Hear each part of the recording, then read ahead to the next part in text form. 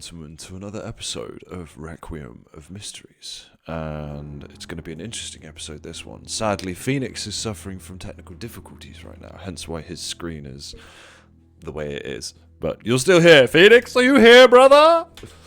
I am. There we go. We have a winner.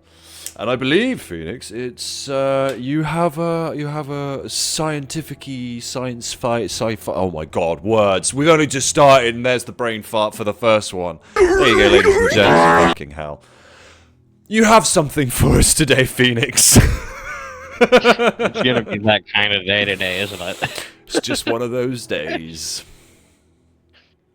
One of those days. Okay, we gotta cut that out. Cut that. It's fine. It's all good. So yeah, the thing I have today, topic. Okay, there we go. Is involving a ship, a destroyer to be precise. Okay. On October 28th, 1943, where allegedly this ship was teleported from a naval yard in Philadelphia to, I believe it was Norfolk, Virginia. In 1943. In 1943. How the fuck did they do that? And why haven't they done it since? Like, what the fuck? So, and the funny thing about this is this destroyer was named the USS Eldridge. And during this time, the ship's logs, if people can go, which you can go back and look at the logs from like the history and things of the ship, the logs say that it was in port in New York during this time. However, there are a few eyewitnesses, though over time, since the passing of these witnesses, they've said that it was a hoax. People, like the government, said it was a hoax. It was over exaggerated, this, that, and the other thing. However, the weird thing is these individuals took it to their grave saying they witnessed this. Okay. It never said like, "Oh, we exaggerated this." Yeah, they like, never wavered from. The one witness was an ex-merchant mariner named Carl M. Allen. Okay. And he witnessed the ship at the United States Navy's Philadelphia shipyard on that day disappear from the port. Okay. That's some sketchy shit. So, hold on. So, we've gone from cryptid to shiptid. Exactly. It's shifted. But yeah, like, so how? The how story, the fuck? The story surfaced in 1955, so a considerable amount of time after So it's not, this. so it's not even as if it's like, because you know you get these stories that people fabricate and they're like, oh, back in this time in 1900 years ago. And yet it's always the thing of, you know, trying to struggle to find evidence or any proof of it. But this was an actual, like, thing. Like, there's newspaper evidence and shit for it. Because as you say, like, it came out a few years later that this thing had disappeared. Yeah, so the story of this surfaced in 1955 when Allen sent a book full of these handwritten annotations referring to this experiment to a U.S. Navy research organization. Okay. And a little later, a series of letters making further claims to a UFO author. Allen's account of the event, that's where they say everybody understands it to be a hoax, but Allen himself never came out and said, I'm faking this. Right. So he literally sent the book himself to the Navy research of the things he witnessed. And the government came out and was, oh, no, that's a hoax. That never happened. Yeah, see, straight away, when a government jumps on something so quick as to say, oh yeah, that was a hoax. Like, Yeah. was it though?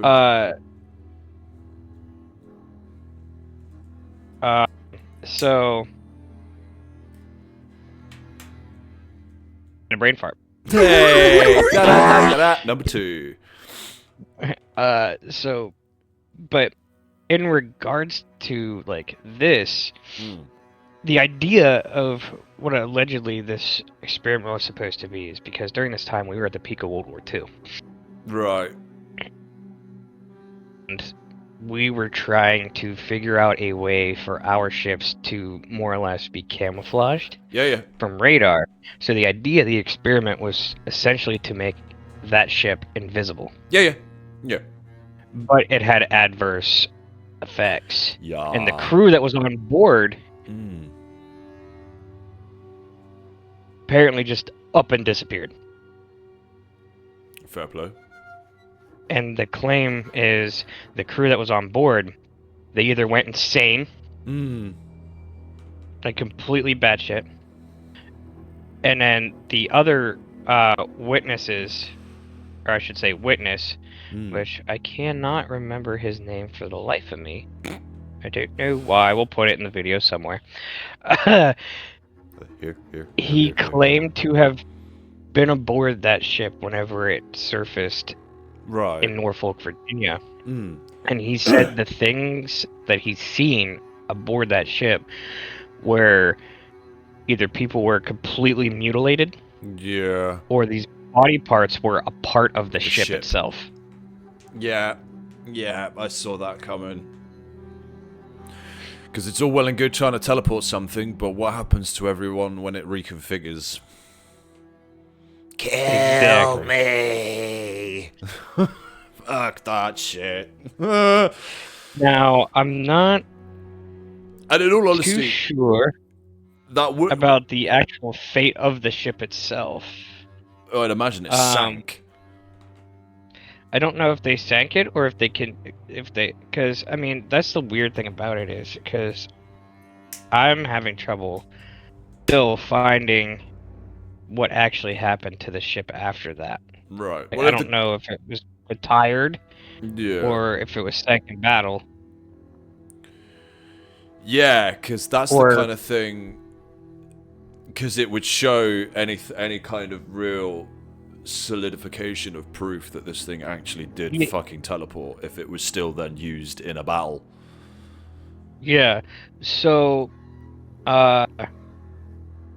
which in itself is just a terrifying fucking aspect. I mean, imagine you're on a fucking battlefield, everything's quiet, and then all of a sudden, there's a platoon of people right in front of you, like, oh, fuck! But if, like, they said that it was, fitted with the required equipment for this, to begin in the summer of 1943, and it was supposedly successful to an extent. Yeah. Minus the, horrific result of the entire crew. The claim says the Eldridge was being rendered nearly invisible, with some witnesses reporting a greenish fog appearing in its place. Davy Jones much? The crew members complained of severe nausea afterward. Okay. To be fair, that kind of ties in with a lot of teleportation stuff. Like, I've seen like a lot of sci-fi films, like for instance Doom, the original Doom film, when they teleport to Mars, straight away, like one of the guys it cuts and he's there up chucking because of the teleportation. So, and then allegedly when the ship reappeared, right? Like I said before, how people were embedded in the ship itself. Yeah. Some of these sailors were embedded in the metal structures of the ship. The metal structures, including one sailor who ended up. Sorry. Part of the ship, part of the crew. Came in my head then. Part of the ship, part of the crew. Including one sailor who ended up on a deck level below where he began. Right. And his hand embedded in the steel hull of the ship, as well as some sailors who went completely bananas. I'm not surprised. Because there's also the thing of, like, not just that, but there's the whole aspect, and this this ties in with the film Event Horizon, which is about a disappearing spaceship that disappears and comes back. And it's so funny though. After this, it says none of these allegations have ever been independently sustained or substantiated. What? That it was the crew were nauseous and it was near enough a success. Yeah, it was never substantiated. That sounds to me that it did teleport and that they're doing their best to be like, oh, no, everything was fine. Nothing went wrong. It was absolutely fine. They proceeded to go into battle and we turned it off. It was an experiment. We just wanted to try it the once and then we just threw it into battle. Like that to me screams cover up.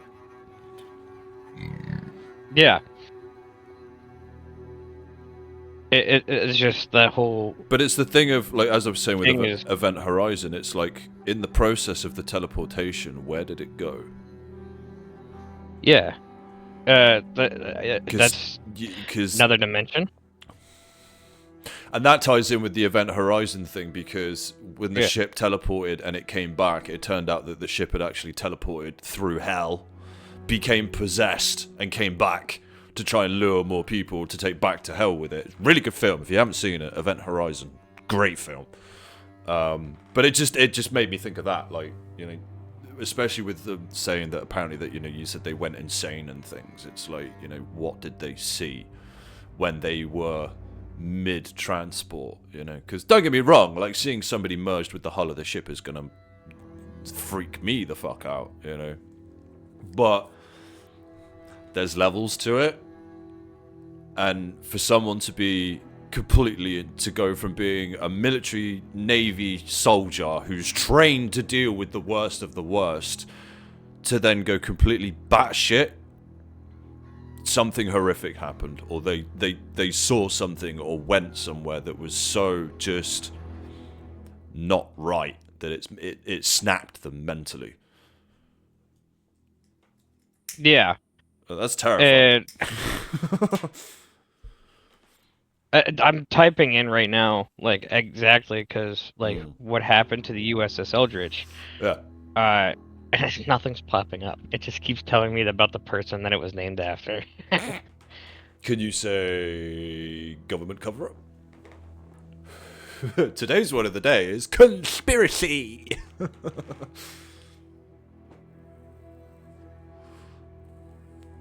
But it fits with the time frame as well, because the amount of crazy shit that was apparently being tested during World War II. I mean, we know well and truly now from the leaked documents. Okay, so I did find something. So what I found now is the USS Eldridge was a Cannon-class destroyer escort that served in the United States Navy. It was decommissioned in July 1946. Okay. And transferred to the Greek Navy in January of 1951. The ship was involved in various operations during World War II and was later sold as scrap in 1999. So, what the fuck did the Greek Navy do with it? Why did we sell it to the Greek Navy in 1946? In all honesty, it did so much during World War II. Yeah, I mean, in all honesty, with that side of things, I would say continuing on the conspiracy line. Okay, say that this was a cover-up, right? I would say that the Americans said that they gave it to the Greeks, whereas they probably took it out to Greek waters and scrapped it and scuttled it and just took it apart bit by bit, so that because they knew what they'd done and what they brought back, where it had been, just wasn't right. And so they did what everyone does, or every scientist would do in that situation, which is scrap it, get rid of the evidence, bury it, burn it. I see people saying, yeah, like they debunked this and everything else. How do you debunk something? Yeah. That has no evidence either way.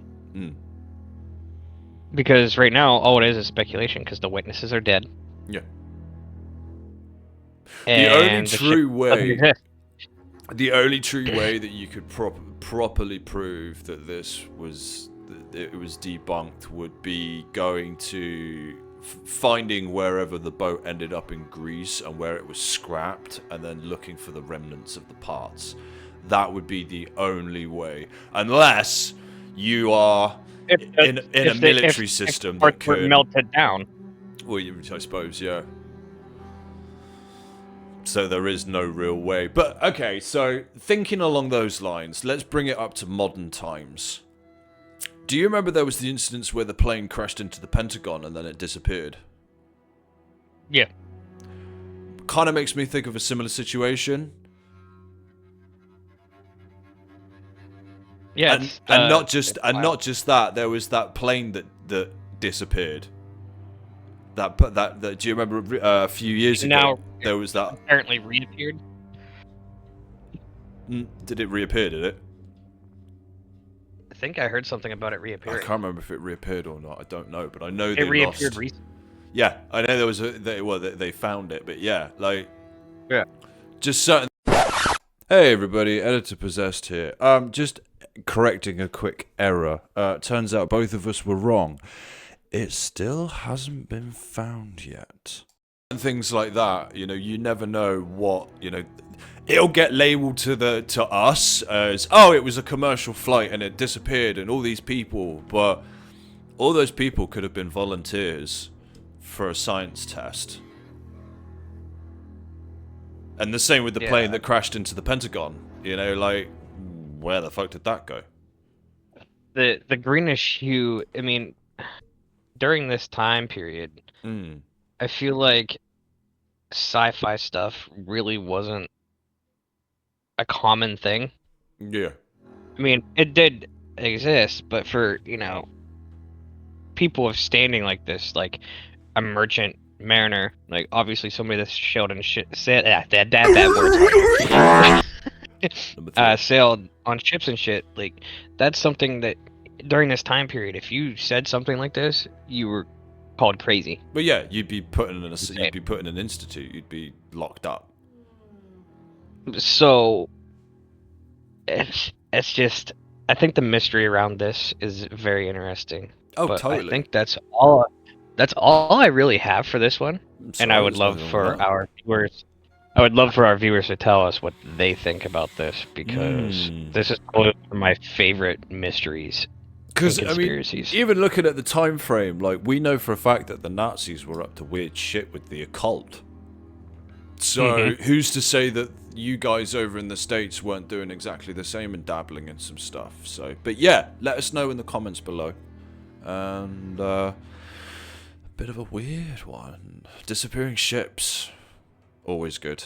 Yeah, it kind of fits Christmas a little bit. I mean, you know, the green fog. I mean, yeah. Rudolph.